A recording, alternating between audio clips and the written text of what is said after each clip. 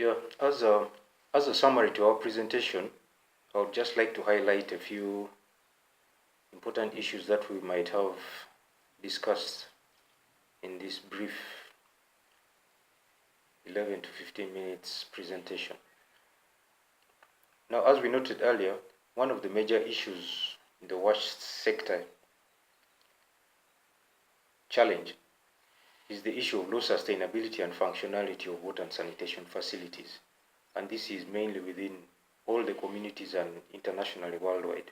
We saw from the world sector statistics that were mentioned, and I believe some of these statistics were very shocking, especially the 2.4 billion people who are practicing open defecation. So you can imagine the rate of spread of diseases with this kind of level of open defecation.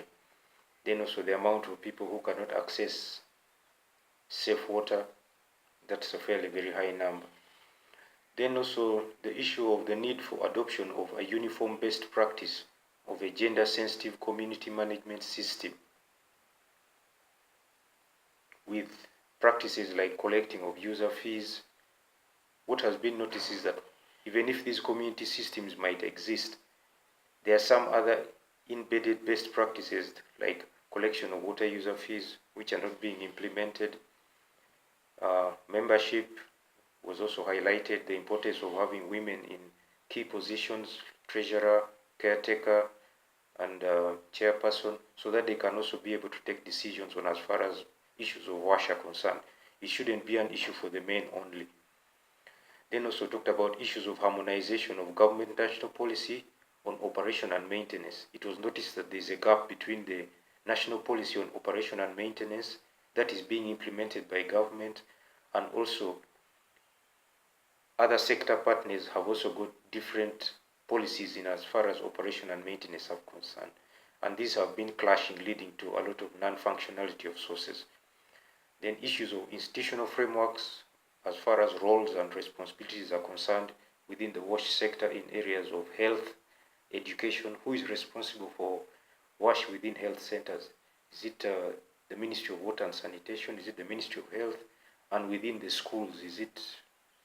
No? So those were some of the challenges. We noted a challenge of an information gap.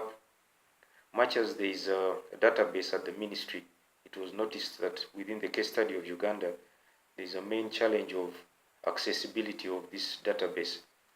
It is highly restricted, and so members outside the government system cannot readily access it, and yet all these are sector partners who are coming to help us fill up the gap.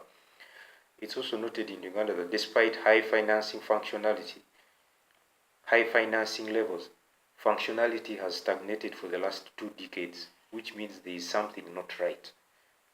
Funds are being placed, but the level of functionality is not picking up.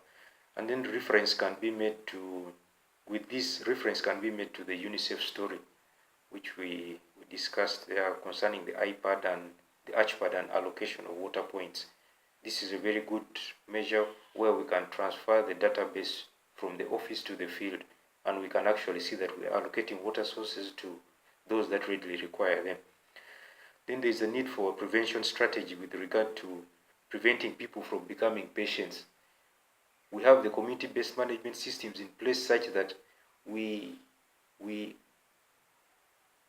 sort out the problem at the community level before it comes to the health centers, where people are now patients and very highly vulnerable, because the costs at the health facilities are very high, and these will not be readily addressed with the vast challenges that we have got. Then important to note is the need of systems in place and their financial support by beneficiaries. The communities should be able to pay finances for the facilities that they use. This will be much better for sustainability at grassroots level, and only the major functionality problem should be left to the ministry and the district level. Thank you.